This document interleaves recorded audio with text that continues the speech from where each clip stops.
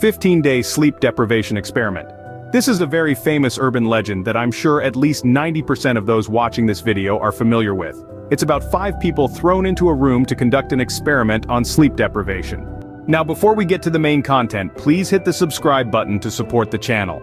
Hello again, it's me, and today I will decode for you the Russian sleep experiment from the late 1940s. Russian researchers conducted an experiment keeping 5 people continuously sleep-deprived for 15 days using an odorless gas mixture. These individuals were kept in a sealed environment where oxygen was continuously pumped in.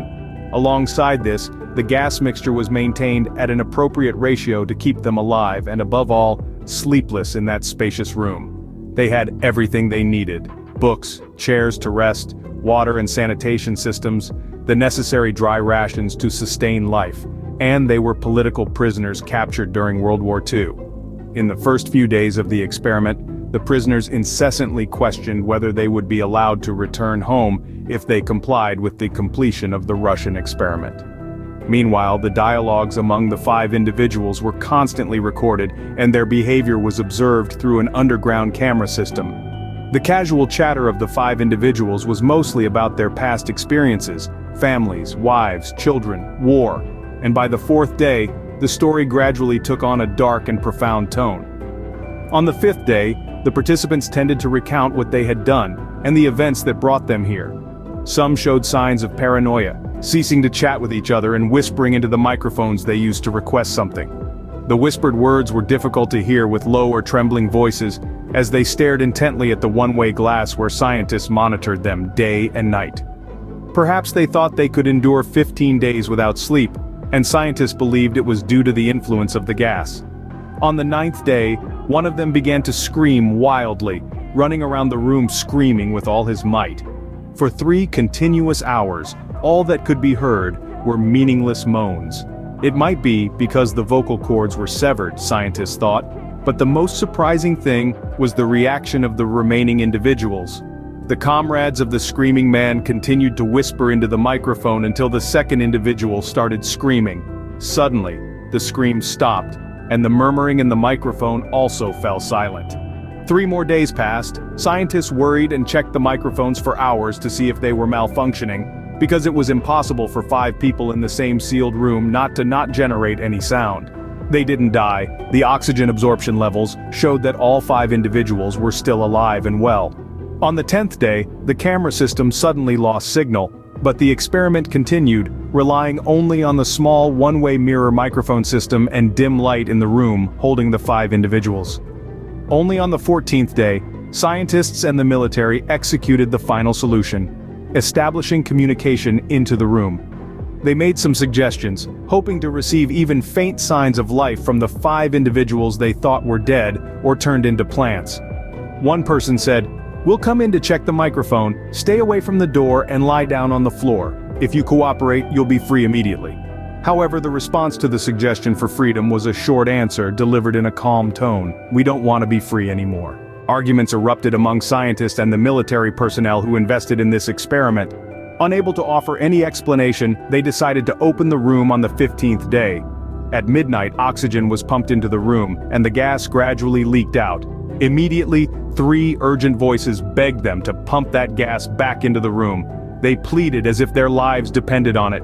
Regardless, the soldiers began to advance into the room, their screams becoming more wild than before, and what the soldiers saw seemed to surpass their imagination.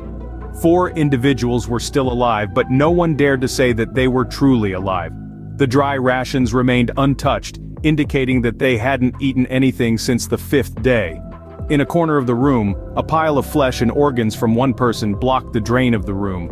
It seemed like this person had continuously mutilated their chest and abdomen until death. The room was now flooded with water up to their ankles. The 4 living individuals also showed signs of self-harm, with peeled skin on their chests and abdomens, and blood and flesh still clinging to their emaciated fingers. "How can we call them humans?" the soldiers said to each other. The feeble, blood-soaked bodies oozed through their clothes, almost all the chest skin peeled away to reveal rib bones. The peeled skin revealed red blood vessels, but it seemed that the digestive system was still functioning. They could digest food as well as the respiratory system. They debated whether to take these people out of the room, ending this experiment or not. The soldiers adamantly refused to return to that room after what they had witnessed in the experimental chamber. The four voices alternately begged to continue living in the room, in that gas. Force was applied, and those four individuals reacted insanely, as if using all their strength to resist coercion. They bit into their own necks, scratched the face of a soldier, tore off a testicle, and almost severed a leg with this brutality. Meanwhile, one test subject was injured, bleeding continuously. The medic immediately administered a sedative to the remaining subjects, but it seemed to be in vain.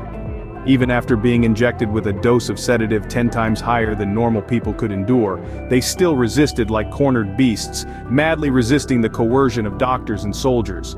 They continued to scream, and in the end, only 3 survived after the forced intervention.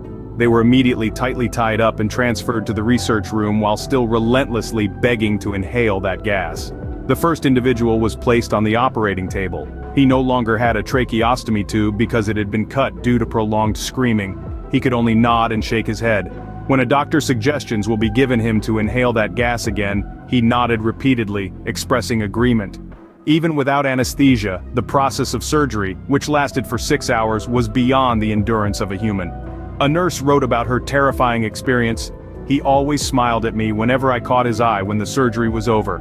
Instead of continuing to lie still as he had done for the past 6 hours, he continued to resist. It wasn't until someone handed him a pen and a piece of paper that it became clear what he wanted. He wanted to be operated on again, or rather, he wanted to be operated on again. The second individual with a similar condition also underwent surgery, but instead of resisting, he just laughed hysterically. The laugh of a completely insane person. The only moments that were considered lucid for this person were when he was breathing that gas. When the researchers asked what they needed the gas for, the only answer was, "I must always keep myself awake." The atmosphere of panic spread throughout the station. No one knew what was happening, and at this moment the commander ordered the arrest of all 3 experimental subjects and researchers. Prepare for a disposal, but just before he could give the order, a doctor was able to snatch the pistol and shoot him in the head before the general could step out of the room. And with fear, he pointed the gun at the only remaining entity and asked, "What are you? I must know." The third entity smiled and replied, "You forget us so easily. We are also you, the madness that always lurks, begging for release every minute. With the mindset of animals in your minds, we are what you always try to avoid in every sleep, something that you attempt to soothe whenever seeking the peaceful life of the night, something that never exists." The doctor froze, and a moment later, a gunshot killed the research subject with a shot to the chest. The last words before the individual breathed their final breath, almost free now. And that is one of the most famous creepypasta stories. So, is it really true or not? The answer is no. I don't know if there has been an experiment like that in history, but the stories about this photograph are definitely not true.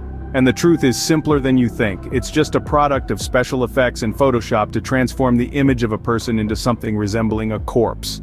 The room around is darkened and made colder to resemble a laboratory. And that's the hypothesis of many people on the internet. As I mentioned before, the truth is much simpler than you think. This friend who looks like a corpse even has a name. His job is to decorate for festivals with a horror theme, especially Halloween. He doesn't harm anyone, even though his appearance may not be very likable. He is still used by many people during Halloween, especially in the period from 2005 to 2008, and he is just a victim of social media, when some jerk brought him home, took sensitive photos, edited them, and posted them online with a horrific story. Now, not only does he have a strange appearance, but he is also famous for an equally bizarre story. And this is CreepFactor. Thank you for taking the time to watch the entire video. And if you like this video, please click like, share, and subscribe to the channel for more interesting contents.